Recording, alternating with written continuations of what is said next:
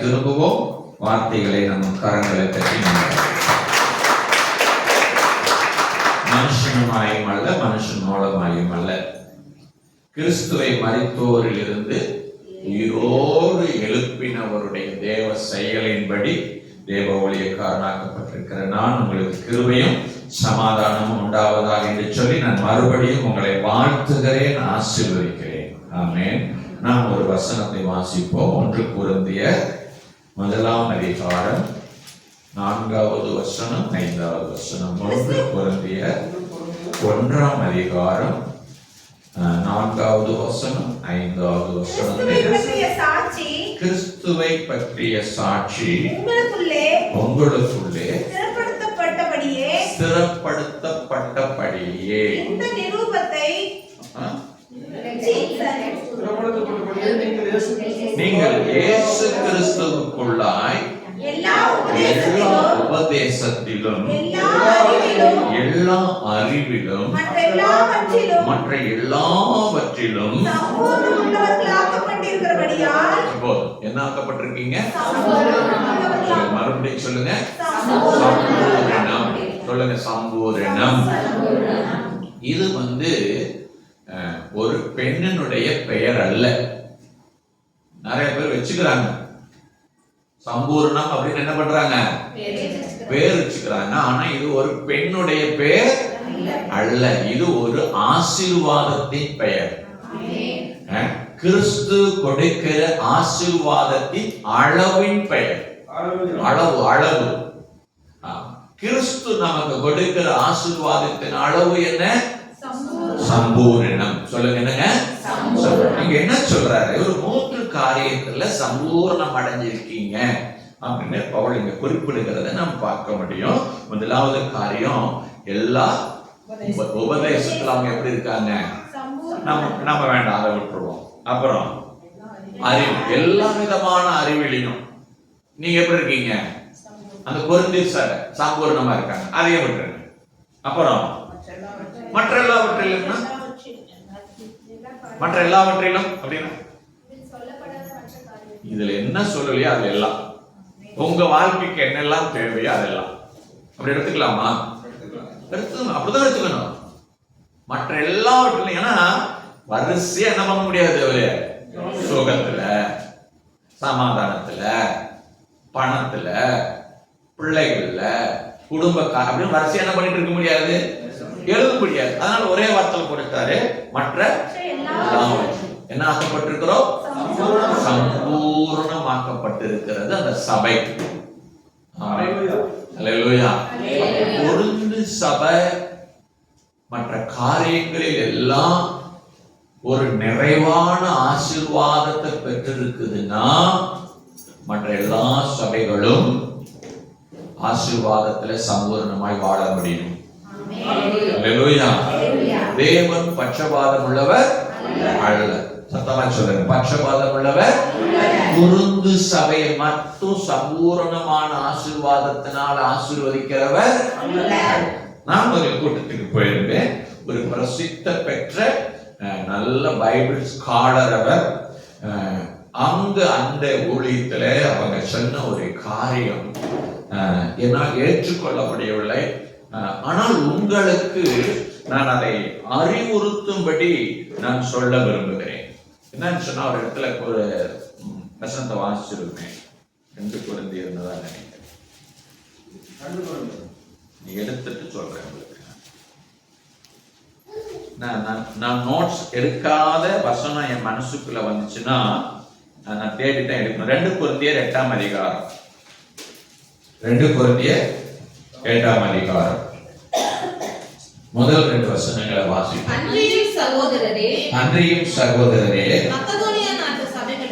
மக்கதோனியா நாட்டு சபைகளுக்கு தேவன் அளித்த கிருபையை உங்களுக்கு அறிவிக்கிறோம்.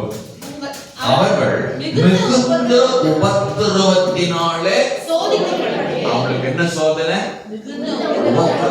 இயேசுவை ஏற்றுக்கொண்டதுனால சொந்த பந்தங்கள், ஊரு எல்லாம் சேர்ந்து அவங்களுக்கு என்ன பண்றாங்க? ஊர்ல தண்ணி எடுக்கக்கூடாது, எங்களோட புழங்க கூடாது, கல்யாணம் காட்சிக்கு நாங்க என்ன பண்ண மாட்டோம், வரமாட்டோம், ஊரை விட்டவங்கள ஒதுக்கி வைக்கிறோம் அப்படின்னு சொல்லி அவங்களுக்கு என்ன உண்டாக்குறாங்க? உபத்திரவத்தை உண்டாக்குறாங்க. சரி, அதுக்கு அடுத்தது அவங்க அடுத்து எப்படி இருக்கிறாங்களா? அந்த சபை எப்படிப்பட்ட சபையா இருக்குது? தரித்திரம் உள்ள சபையா இருக்குது அப்படின்னு எங்க இருக்குது? பைபிள்ல இருக்கு. எங்க இருக்குங்க? அப்ப அந்த பைபிள் ஸ்காலர் என்ன பிரசங்கம் பண்றாரு? கொரிந்து சபை என்ன பண்ணப்பட்டிருக்குது? சம்பூர்ணமாக்கப்பட்டிருக்கிறது. ஆனா மக்கதோனியா சபை எப்படி வாழுது? தரித்திரத்துல வாழுது. அப்போ தேவன் ஒரு சபையை ஆசீர்வதிப்பார், இன்னொரு சபைக்கு என்ன கொடுப்பாருங்க? தரித்திரத்துல. உபத்திரவம் எல்லாருக்கும் உண்டு. அது உபத்திரவங்கிறது என்னதுங்க? காமனான. தரித்திரத்தை அவர் என்ன செஞ்சிருக்கிறாருங்க? அனுமதிச்சிருக்கிறார் அப்படின்னு பிரசங்கம் பண்ணினார். கொஞ்ச நேரம் மண்டபத்துல எப்பவுமே ஓடுல. ஆமால, அப்ப நம்ம தரித்திரத்தை என்ன பண்ணிக்கணும்? ஏற்றுக்கணும் அப்படிங்கிற ஒரு மைண்ட் செட்டா ஒரு கொஞ்ச நேரம் உள்ள வந்துட்டு, இதெல்லாம் பிசாசு பண்ற எவ்வளோ பெரிய ஊழியக்காரனா இருந்தாலும் நம்மளை கீழே தள்ளுறதுக்கு எதை எடுத்து காட்டுவான்? பைபிள் வசனத்தை எடுத்து காட்டுவான். ஏசுநாதர் சாத்தான் பேசுறது அவனுடைய வசனத்தை பேசினான்னா, பைபிள் இருக்கிற வசனத்தை பேசினானா? அப்போ எனக்குள்ள ஆவியானவர் சொன்னாரு, அந்த சபை ஆரம்பத்தில் எப்படி இருந்துச்சு? தரித்திரத்தில் இருந்துச்சு. ஆனா அவங்க கொடுத்தாங்க. வேத வசனம் சொல்லுது, கொடுத்தா அது விதைக்கிறதுக்கு சமம்.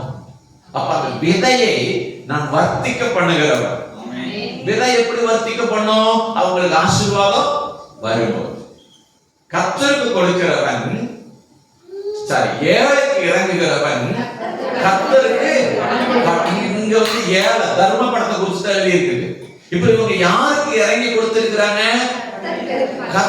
ஏழைக்கு இறங்கி கொடுத்திருக்கிறாங்க.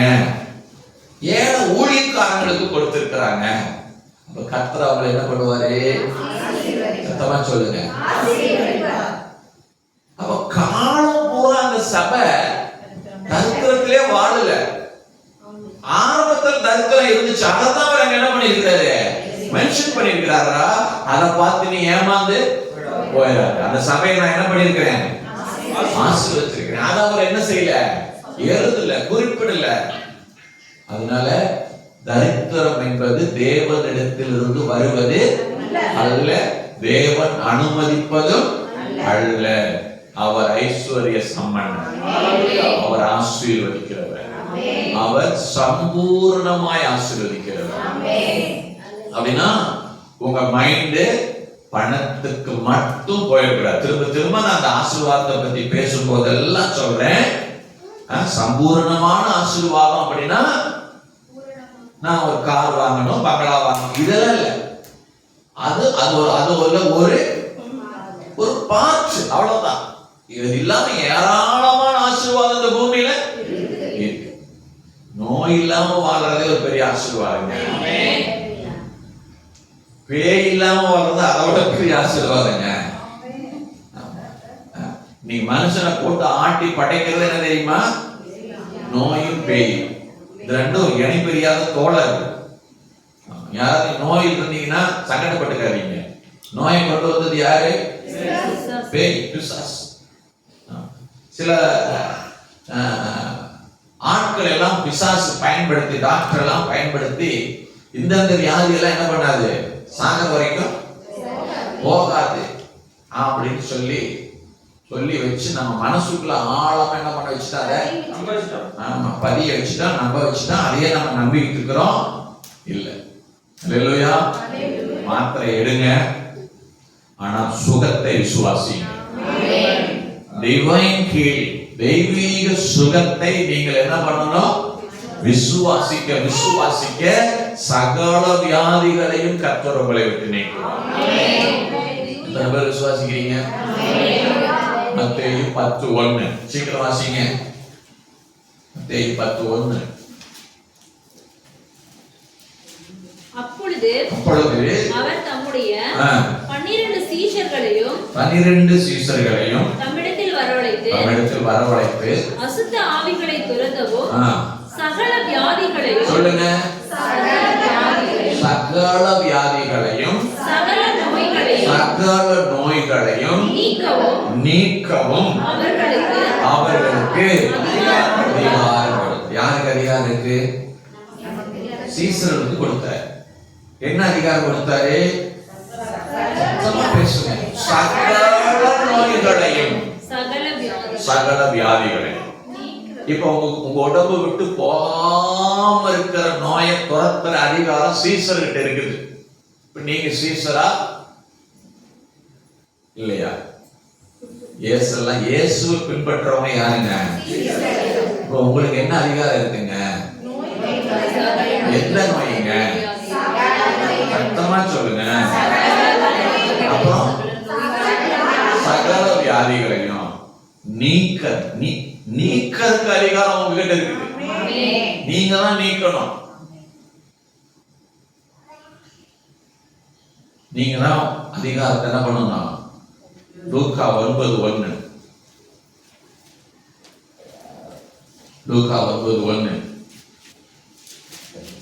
அவர் தம்முடைய 12 சீடர்களையும் வரவழைத்து சகல பிசாசு சொல்லுங்க, அது பிள்ளை சுனியமா இருக்கலாம், துரத்தவும் கொஞ்சம் இருக்கு பாருங்க. சகல பிசாசு அதுன்னு என்ன அர்த்தம்? அது குடிச்சாத்தான் இருக்கலாம், சாத்தானாவே இருக்கலாம், செய்வனியா இருக்கலாம், மந்திரமா இருக்கலாம், எதா இருந்தாலும் சரி. என்ன சொல்லி இருக்கிறார் ஆண்டவரே? சகல பிசாசையும் துரத்த முடியும். சகல பிசாசுகளை துரத்தவும் என்ன கொடுத்திருக்கிறாருங்க? உங்களுக்கு என்ன இருக்கு? அப்புறம் என்ன இருக்கு? 3 காரியம். சகல பிசாசு, சகல வியாதி, சகல நோய். இந்த 3ஐயும் துரத்துறதுக்கு, நீக்கிறதுக்கு, அதை விட்டு வெளியே வர்றதுக்கு உங்களுக்கு என்ன இருக்குது? வல்லம் இருக்குது, அதிகாரம் இருக்குது. சத்தமா சொல்லுங்க, எனக்கு என்ன இருக்குது? எனக்கு வல்லம் இருக்கு, எனக்கு அதிகாரம் இருக்கு. சத்தமா, எனக்கு வல்லம் இருக்கு. நான் அவருடைய சீசன், நான் அவருடைய புள்ள. எனக்கு அந்த அதிகாரத்தை ஆண்டவர் கொடுத்திருக்கிறார். ஆமென். அப்ப நாம என்ன நினைச்சிட்டு இருக்கிறோம்? பிரஷரா காலம் பூரா என்ன பண்ணணும்? மாத்திரை எடுக்கணும். அப்புறம் சுகரா காலம் பூரா மாத்திரை எடுக்கணும். அப்புறம் பிரஷர்.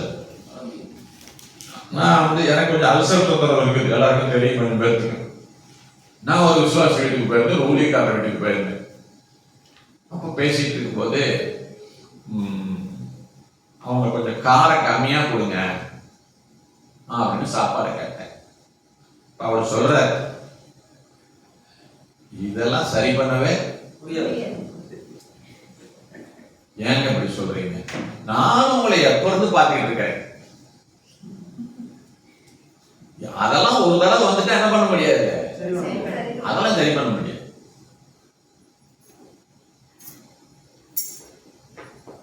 சாதாரண வார்த்தை தாங்க எங்க போயிடுச்சு? உள்ள போயிடுச்சு. அப்ப நம்ம நல்லாவே, உங்களுக்கு இங்க நின்னெல்லாம் பிரசங்கம் பண்றேன், நான் சந்திச்சுட்டு வர சோதனை எல்லாம் எனக்கு தான் சந்திக்கும். இது பேய் சகல பெய்ய பிசாசி தொத்தலான்னு சொல்றேன்.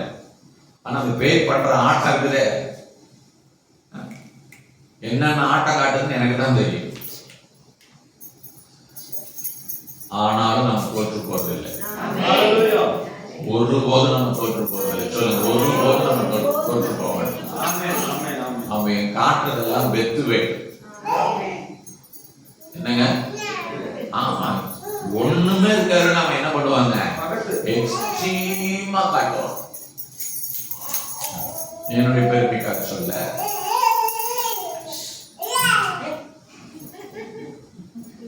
உன்னையும் பிரசங்கம் பண்ற கூட நாட்கள் வரட்டும். ஒருத்தர் லங்ஸ் ஸ்மோக் பண்ணி லங்ஸ் என்ன ஆயிடுச்சு? பாதிக்கப்பட்டுச்சு, ரொம்ப டேமேஜ் ஆயிடுச்சு. ஒரு மாசம் ஹாஸ்பிட்டலே வச்சிருக்காங்க. அவரை ஒரு மாசத்துக்கு மேல வச்சு ட்ரீட்மெண்ட் கொடுக்குறாங்க. கொடுத்து ஒரு ஆக்சிஜன் மிஷினை ஃபுல்லா சிலிண்டர்ல ஃபுல்லா ஆக்சிஜனை நிரப்பி நீ 3 மாசத்துக்கு உன்னால என்ன பண்ண முடியாது, நார்மலா சுவாசிக்க முடியாது. இந்த ஆக்சிஜன் வச்சுக்கிட்டு தான் நீ என்ன பண்ணணும், வாழணும் அப்படின்னு அவர் சொல்லி வீட்டுக்கு மிஷினோட அனுப்பிச்சிட்டாங்க. நம்ம விசுவாசி ஒருத்தர் அவங்க வீட்டுக்கு போய் ஐயா அவங்களுக்காக ஜெபம் பண்ணுங்கன்னு சொன்னா போன்ல தான் ஜெபம் பண்ணேன். அடுத்த நாள் காலையில ஆக்சிஜன் எடுத்தாரு. சரி அவரை நேர்ல சந்திக்கலாம் அப்படின்னு குடும்பத்துக்கு போனா நல்லா கவனிக்கணும். இப்ப டாக்டர் ஏன் இந்த வியாதி வந்துச்சுன்னு சொல்றாங்க, சிகரெட் குடிச்சதுனால. சரி, இப்ப நான் அவங்களுக்கு போய் ஜெபம் பண்ண ஆரம்பிச்சா நான் நிறைய பேர்த்துக்கு பார்த்திருக்கிறேன், பெண்கள் தான் பிசாசு குடிச்சு என்ன பண்ணுவாங்க, ஆடுவாங்க. ஆனா அந்த சகோதரன் என்ன செய்யறாருங்க, ஆடுறாரு, அலக்கழிக்கு தோரத்துடனே இயேசு நாமத்துல போயிடுச்சு. அல்லேலூயா. அப்ப அந்த வியாதிக்கு காரணம் யாரு, பிசாசு. ஸ்மோக் பண்றவங்க எல்லாத்துக்கும் அந்த நோய் என்ன செய்யல, வரலையே. இப்ப டீ குடிச்சா எனக்கு அல்சர் வருது, சிலர் எல்லாம் டீலயே வாழ்ந்துட்டு இருக்காங்க, அவங்களுக்கு எல்லாம் அல்சர். அப்ப அந்த அல்சருக்கு யார் காரணம், பிசாசு. செந்த நோயா இருந்தாலும் யாருங்க, நல்ல கவனிங்க, வியாதியை கொண்டு வரது யாரு, இது ஒரு உதாரணம் சொல்றேன். இப்ப துரத்துனா அவர் இப்ப என்ன ஆகிறாருங்க, சுகமா நார்மலா ஆகிறாரு. இப்ப நடக்கிறாரு, நடக்கவே முடியாத மனுஷன் இப்ப என்ன பண்றாருங்க, நடக்கிறாரு. அல்லேலூயா. தேவனால் கூடாத காரியம் தேவனுக்கே மகிமை. நீங்களும் சுகமா வாழ முடியும். நாம சுகத்துல எப்படி இருக்கணும், சம்பூர்ணமா. பொருளாதாரத்துல எப்படி இருக்கணும், சம்பூர்ணமா இருக்கணும். குடும்ப வாழ்க்கையில எப்படி இருக்கணும், சம்பூர்ணமா இருக்கணும். இதுதான் தேவனுடைய சித்தம், தேவனுடைய விருப்பம். மறுபடியும் நல்லா வாசிங்க. 1 தீமோத்தேயு 6ஆம் அதிகாரம் 17ஆவது வசனம். 1 தீமோத்தேயு 6:17. 1 தீமோத்தேயு 6:17. இவ்வுலகத்திலே ஐஸ்வர்யம் உள்ளவர்கள் இருமாப்பான சிந்தியுள்ளவர்களாய் இராமலும் நிலையற்ற ஐஸ்வர்யத்தின் மேல் நம்பிக்கை வையாமலும். நல்லா கவனிங்க, அந்த ஐஸ்வர்யம் என்னங்களா, இன்னைக்கு இருக்கும், அதனால அது மேல என்ன பண்ணாதீங்க, வைக்காதீங்க. நிலையா இருக்கிறவர் யாரு, நம்முடைய ஆண்டவர். ஸ்தோத்திரம். சரி, நாம் அனுபவிப்பதற்கு சொல்லுங்க, சொல்லுங்க. நாம் அனுபவிப்பதற்கு. ரொம்ப ஸ்பிரிச்சுவலா இருக்கிறவங்க என்ன சொல்றாங்க, அனுபவிக்கவே கூடாது. எதை அனுபவிக்கணும், பாடுகளை, துன்பத்தை அனுபவிக்கணும் அப்படின்னு சொல்லிட்டு இருக்காங்க. நீங்க நிறைய சபைக்கு போகல, அதனால தப்பிச்சுக்கிட்டீங்க. அந்த யூடியூப்ல எல்லாம் நிறைய நீங்க கேட்கறது இல்லைன்னு நினைக்கிறேன், அதனால நீங்க தப்பிச்சுக்கிட்டீங்க. ஆமா, சில ஊழியக்காரங்களாம் சொல்றது என்ன தெரியுமா, பாடுகள் மூலமா தான் பரமனை தரிசிக்க முடியும். எப்படி சொல், சத்தமா சொல்லுங்களே, பயமா இருக்கா? தரித்திரத்தின் மூலம் தான் லாசரு பரலோகத்துக்கு போனாரியா. அப்ப இயேசுநாதர் மூலமா பரலோகத்துக்கு போகல, தரித்திரத்தின் மூலமா தான் எங்க போனாங்க. அப்ப எல்லாரையும் ஆண்டவரே இந்தியாவை தரித்திரமாக்கி எல்லாரையும் பரலோகத்துக்கு போனாங்க. அப்படி ஜெபம் பண்ணணும். இனிமே இந்தியாவை ஆசீர்வதின்னு என்ன பண்ண கூடாது, ஆசீர்வதிச்சா அவங்க எங்க போயிருவாங்க. இதெல்லாம் தப்பான உபதேசம். வேதம் சொல்லுது, சொல்லுங்க, என்ன சொல்லுது பாருங்க, நாம் அனுபவிப்பதற்கு சகலவித நன்மைகளையும். ஐயோ எப்படி எழுதிருக்கு பாருங்க, சகலவித சொல்லுங்களேன் கொஞ்ச நேரம்.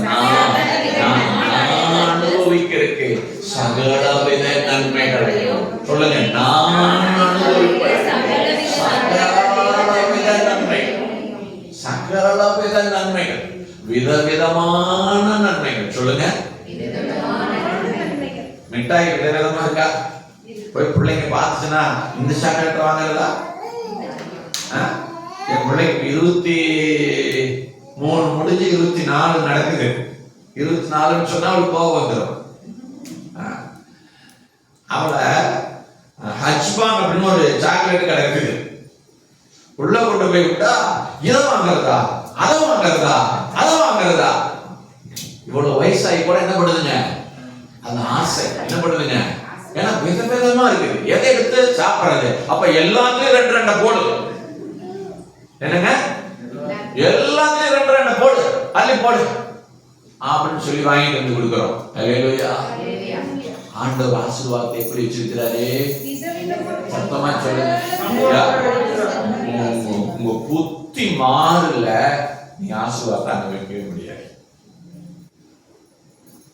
ஆண்டவர் நன்மைகளை எப்படி அனுபவிக்க சொல்றாரு? சகலவித நன்மைகள், விதவிதமான நன்மைகள். அல்லேலூயா. சத்தமா சொல்லுங்க. என்ன நன்மைகள்?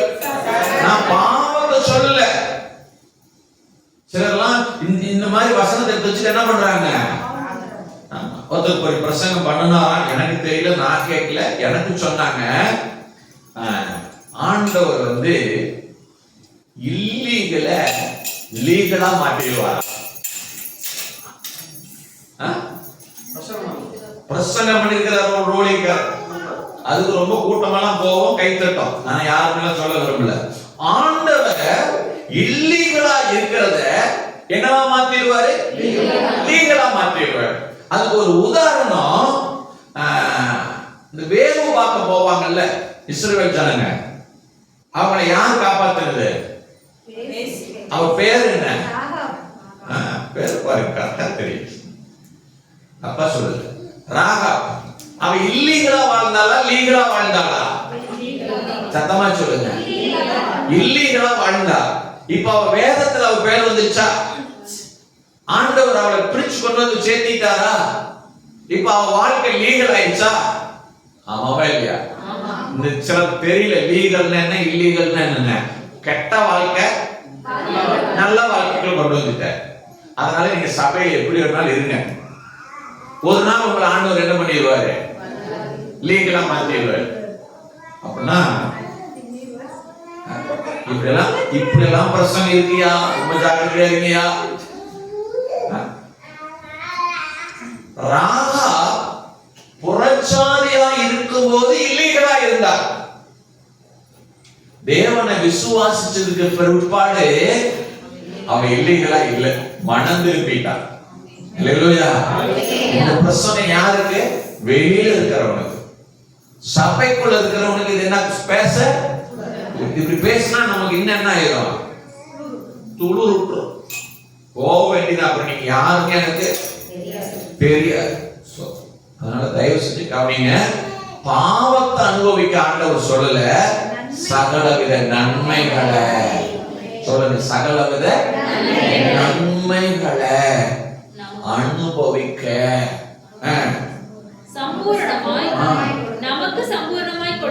நமக்கு சம்பூர்ணமாய் கொடுக்கிற ஜீவனுள்ள தேவன். அவர் பேரே என்ன தெரியுங்களா? பாதி பேரு ஜீவனுள்ள தேவன். அது பாதி பேர். இந்த வசனத்தின்படி மண்டன் மேல போட்டுருவேன். வசனத்தை பார்த்து சொல்லு. ஜீவனுள்ள தேவனில் நம்பிக்கை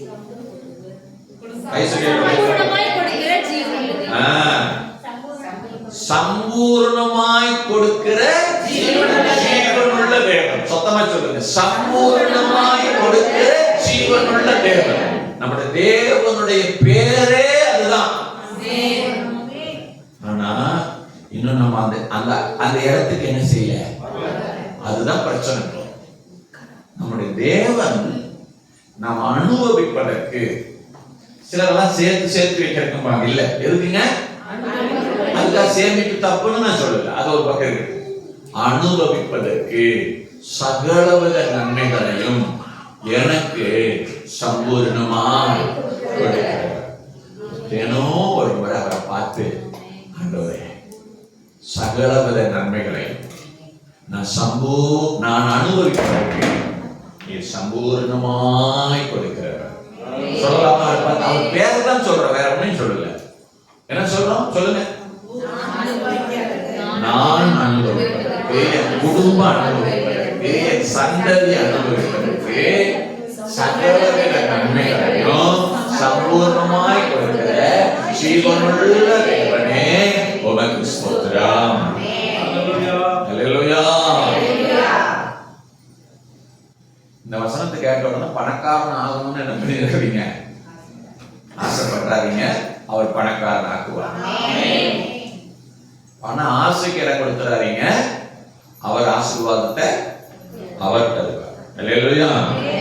அப்ப நம்முடைய ஆண்டவர் யாரு? சொல்லுங்க. அப்ப நாம எப்படி இருக்க கூடாது?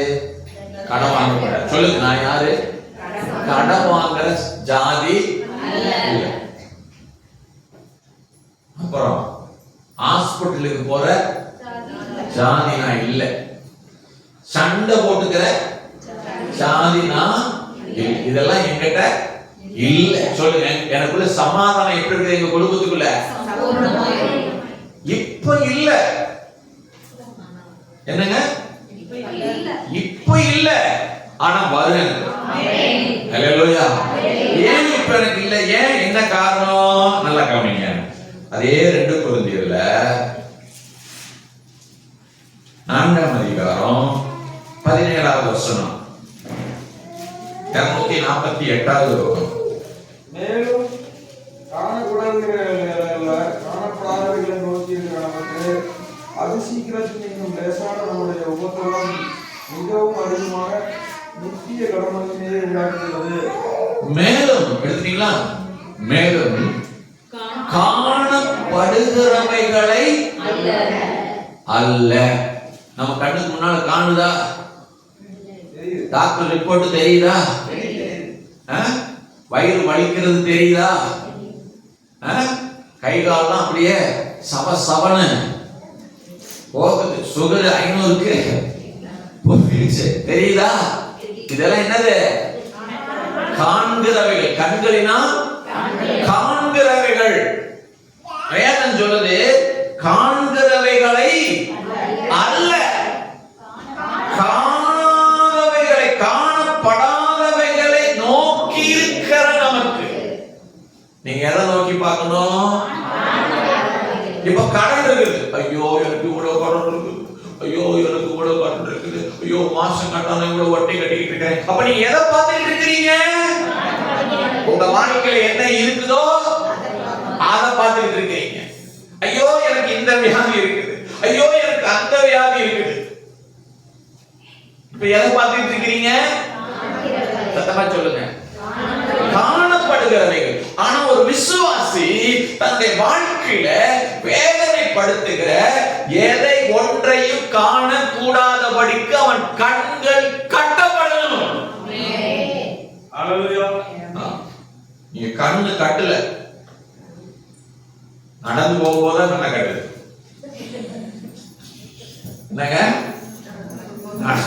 சர்ச்சை முடிஞ்சு வீட்டுக்கு போகும்போது என்ன பண்ணுது? கண்ணை கட்டுது. ஆனா நான் எதை பார்க்க கூடாதோ வேலையை பார்த்தா கணக்கு அதை பார்க்க கூடாதபடிக்கு கண் என்ன பண்ணல? கட்டப்படல. கட்டப்படணும்.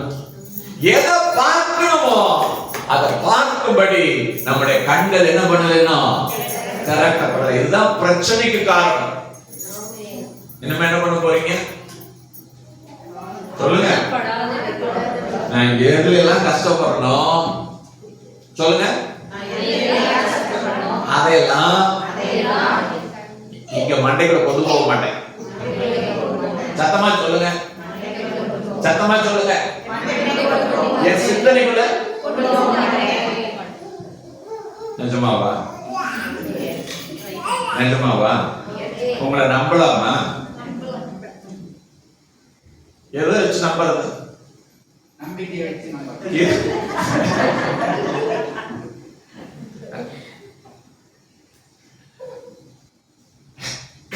காலையில 6 மணிக்கு சொன்னது 6:15 மணிக்கு சொன்னது 8:15 மணிக்கு மாறி போச்சு. எந்த விஷயத்துல உங்களை நம்புறது சொல்லுங்க பார்க்கலாம். சிந்தைக்கே கொண்டு போகாதீங்கிற. இதெல்லாம் யாருடைய வேலை?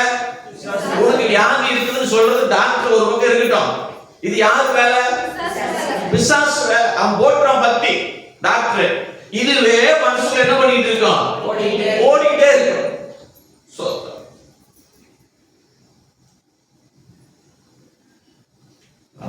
முடிக்கணும்னு நினைக்கிறேன். லேட்டா போனா ஒன்றும் தப்பு இல்லையே. நீங்க எப்படியாவது நல்லா இருக்கணுமா? ஏன் நீங்க நல்லா வாழணும், எனக்கு அதுதான் ஆசை. சிந்தையை முதல் காத்துக்கங்க. ஏன் நாம இன்னும் அந்த ஆண்டவர் சொன்ன அந்த வாழ்க்கையை நாம ஏன் ரட்சிக்கப்பட்டு அபிஷேகம் பண்ணப்பட்டோம் இவ்வளவு தூரம் வந்து ஏன் நாம அனுபவிக்க முடியல? இது சரியில்லை. அதனால இயேசு வந்தோடனே முதல் பிரசங்கமே என்னங்க? மனம் திரும்பு, மனசு திருப்பு, மனசு திருப்பு. எத்தனை முறை சொன்னாலும் மனசு என்ன பண்ண மாட்டேங்குது? திரும்ப மாட்டேங்குது. போய் போய் மணி எங்க வந்து உட்கார்ந்துக்குது? பிரச்சனையிலேயே உட்கார்ந்துக்குது. அதுதான் பரிசுத்த ஆவியானவர் பவர் ஸ்டேரிங்கா வந்திருக்கிறார். அவர் கரத்துல கொடுங்க சிந்தி. என்னால முடியாதுப்பா, என்னால முடியாது, நம்மளால முடியாது. காணப்படாதவைகளை நாம என்ன பண்ணணுமா? பார்க்க ஆரம்பிக்கணும். அடுத்த வசனத்தை வாசிங்க. ஏனெனில் காணப்படுகிறவைகள், சொல்லுங்க, காணப்படுகிறவைகள் உங்க வாழ்க்கையில இப்ப என்னெல்லாம் காணப்படுது? பற்றாக்குறை, வேதனை, வியாதி, வருத்தம், சஞ்சலம், என்னென்னமோ என்ன போட்டு என்ன பண்ணுதுங்க? இதெல்லாம் காணப்படுகிறவைகள். என்னவா? அநித்தியமானவைகள். சொல்லுங்க, அநித்தியமானவைகள்னா அநித்தியம்னா என்ன? நிரந்தரம் இல்லாதது. வார்த்தையெல்லாம் மாற்றி எழுதினா நல்லா இருக்கும். நிரந்தரம் இல்லாதது. எதெல்லாம் நீங்க இப்போ உணர்ந்து உணர்ந்து வேதனைப்பட்டு சங்கடப்பட்டு இருக்கீங்களோ அதெல்லாம் என்ன? நிரந்தரம் இல்ல. சொல்லுங்க, என்னல்ல? நிரந்தரம் இல்ல. மா தாயே, பிச்சைக்காரங்க கேட்கிற மாதிரி உங்களுக்கு கெஞ்சி கேட்கிறவா, நிரந்தரம் இல்லாத மேல மனசை வைக்காதீங்கம்மா. தேவன் வாக்கு பண்ணினவைகள் எல்லாம் நிரந்தரமானவை. தேவன் உங்களுக்கு என்னெல்லாம் உண்டு என்று சொல்லி இந்த வேத புஸ்தகத்துல எழுதி கொடுத்திருக்கிறாரோ அத்தனையும் நிரந்தரமானவைகள். அத்தனையும் நிரந்தரம். ஒண்ணு கூட நிரந்தரம் இல்லாதது இல்லை. இப்ப நீங்க என்ன பண்ண போறீங்க? திரும்ப திரும்ப உங்க கூட நான் பேசிட்டே இருக்கிறேன். மனசுல எதை வைக்க போறீங்க? நல்ல காணக்கூடாத நல்ல வாழ்க்கை சுகத்தை விசுவாசிங்க. சுகம் எனக்குள்ள இருக்குன்னு சொல்லுங்க. அவருடைய தழும்புகளால நான் சுகமாக்கப்பட்டிருக்கிறேன், நான் ஆசீர்வதிக்கப்பட்டிருக்கிறேன், நான் செய்வதெல்லாம் வாய்க்கும். அல்லேலூயா. நான் செய்வதெல்லாம் வாய்க்கும்.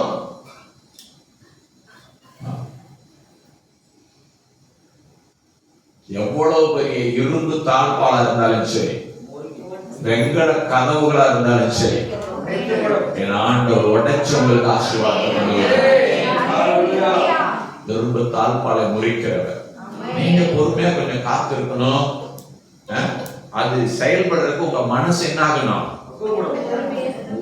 இங்க உருவாகணும். இங்க உருவானா வாழ்க்கையில உருவாகும். உள்ள உருவாக வெளியே உருவாகிறத நீங்க பார்க்க ஆரம்பிச்சிருவீங்க. உங்க உள்ளான மனுஷன்ல உருவானாதான் வெளியே தெரியும்.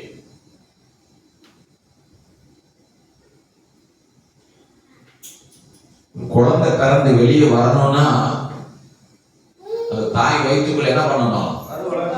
குழந்தை உருவாகணும். அந்த உருவான குழந்தை என்ன பண்ணணும்? வளரணும். அது குறிப்பிட்ட நாள் ஆயிடுச்சுன்னா வேண்டாம் வேண்டாம் நீ உள்ளேயே இரு அப்படின்னு சொன்னாலும் அது என்ன செய்யாது? உள்ளேயே இருக்க. கவனிங்க, அது தானா வெளியே வந்துடும்.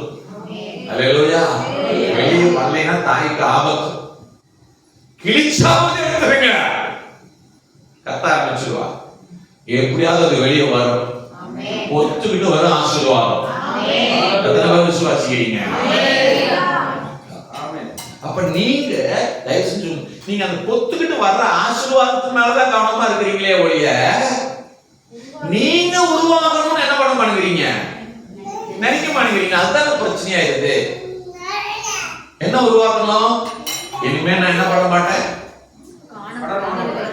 பிரச்சனையை பெருசா நான் பார்க்கவே மாட்டேன். சொல்லுங்க பார்க்கலாம், உங்க மேல நீங்களே நெஞ்சு மேல கையை வச்சு, என் ஆத்துமாவே, என் ஆத்துமாவே, உன்னை சந்திக்கிற, உன்னை வாட்டி வதைக்கிற எந்த பிரச்சனையும் நிரந்தரமானது அல்ல. அது மேல கவனத்தை வைக்காத. நிரந்தரமானது தேவனுடைய வார்த்தை, வாக்கு தத்துவம். அது மேல கவனத்தை வை. அல்லேலூயா. நான் கத்துக்கிட்டேன், திடீர்னு கடுமையா வயிறு வலிக்கும். உடனே எந்த ஆஸ்பத்திரிக்கு என்ன பண்ணுவேன் யோசிப்பேன்.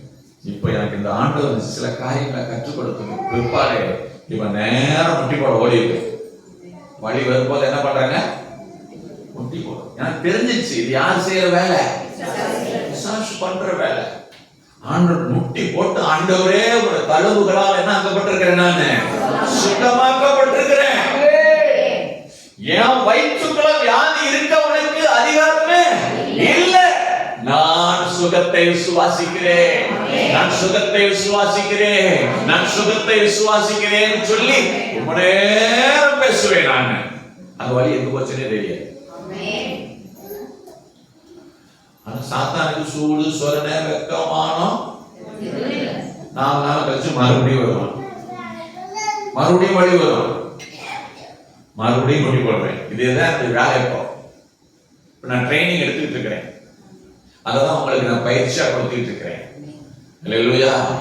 எப்ப பிரச்சனை வந்தாலும் என்ன பண்ணணும், முட்டி போடுங்க. சோத்திரம். அல்லேலூயா. தேவ சமூகத்துக்கு போங்க, தேவ பிரசன்னத்துக்கு போங்க. அவரை போய் ஆடி பாடி ஆராதிங்க. பிரசன்னத்துல பர்வதங்கள் மெழுகு போல பிரசன்னத்துல என்ன ஆகும், மழையே அப்படியே மெழுகு உருகிற மாதிரி உருகி அப்படியே ஓடி போயிடும். ஆமென் சொல்லுங்களேன். அதை விட்டு நாம என்ன பண்றோம், சொல்லுங்க என்ன பண்றீங்கன்னு சொல்லுங்க. சரியா போடுறோம். வியாதியில டாக்டர் போடுறீங்க, மனசுல கஷ்டமா இருக்கு. இப்ப என்ன பண்றீங்க, புலம்புறீங்க. அப்புறம் யாரு இதை விட பெரிய வேணாம் உங்களுக்கு வேற எதுவுமே கிடையாது. உங்களுக்கு ஒருத்தர் செய்வன வச்சா கூட தப்பிச்சிடலாம் நீங்க. ஆனா உங்க பிரச்சனையை போய் இன்னொரு ஆளுட சொல்றீங்க பாத்தீங்களா, அதை விட பெரிய செய்வன வேற எதுவுமே இல்லை. உங்களுக்கு நீங்களே வச்சுக்கிற சூனியம். சொல்றது வருதுதா? ஹலோ, என்னதான் பண்றது, என்னோட தாங்க முடியல.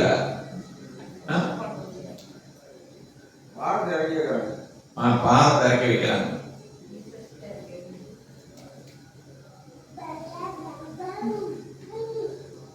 அவங்க சொன்னாங்களா அவங்க பாரத்தை என்ன உங்களுக்கு வாக்கு கொடுத்துருக்காங்களா? சொல்லுங்க. நான் உன்னை விட்டு விலகுவதும் இல்லை. ஆமா சிஸ்டர், பிரதர், எதுனாலும் என் மேல் இறக்கி வைத்து விடுங்கள். நான் உங்களுக்காக தேவ சமூகத்திலே அந்த பாரத்தை நான் சுமந்து கொண்டு போகிறேன் என்று அவங்க வாக்கு பண்ணியிருக்காங்களா உங்களுக்கு? சொல்லுங்க. ஒரு பாரத்தை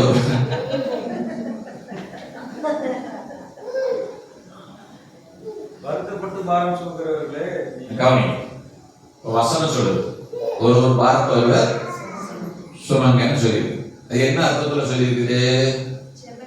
உங்க பிரச்சனையை ஷேர் பண்ணிக்க சொல்லியிருக்குதா, உங்ககிட்ட இருக்கிற ஆசீர்வாதத்தை ஷேர் பண்ண சொல்லியிருக்குதா?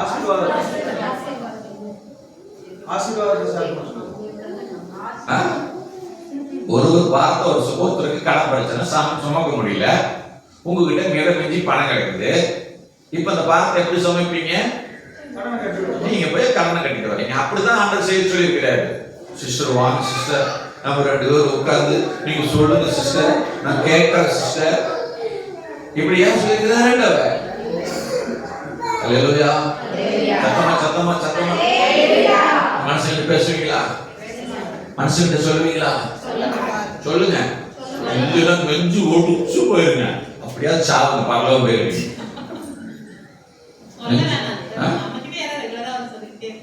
ரெகுலரா சொல்லிட்டே இருந்தா யார் நானா தான் இருப்பேன்.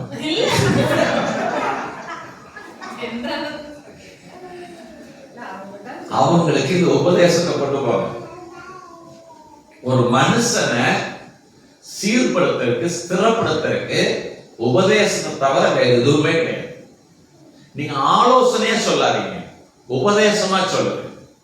சிஸ்டர், நான் ஒரு ஆலோசனை சொல்றேன் கேட்பீங்கன்னா, உங்களோட நிறைய ஆலோசனை அவங்க என்ன பண்ணிட்டு வந்துருக்காங்க, கேட்டிருக்காங்க. நான் ஒரு பைபிள் வசனம் சொல்றேன் கேளுங்க அப்படின்னு சொல்லிட்டு பைபிள்ல இருந்து என்ன பண்ணுங்க, வசனத்தை எடுத்து இது என்ன பண்ணாதீங்க, என்கிட்ட சொல்லாதீங்க.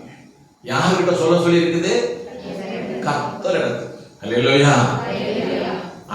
நல்லா கவனிக்கணும். அண்ணா குழந்தை இல்ல, சக்களத்தை வேதனைப்படுத்தா, இருக்கிறது தேவாலயம், தேவ பிரசன்னம். ஆனா யாருக்கிட்ட சொல்லிட்டே இருக்கிறா? புருஷன். வேற யாருக்கிட்ட என்ன பண்ண முடியாது. புருஷன்கிட்ட சொல்லி அழுகுறா. புருஷன்கிட்ட சொல்ற வரைக்கும் தீர்வு கிடைச்சுச்சா? புருஷன்கிட்ட இருந்து 2 பங்கு ஆசீர்வாதம் சாப்பாடு தான் வந்துச்சு.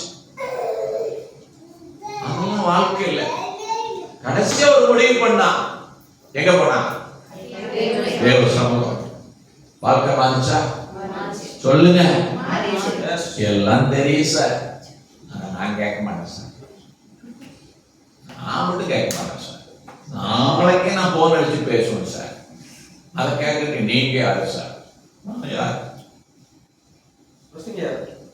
பிரசங்கி யார்? தயவு செஞ்சு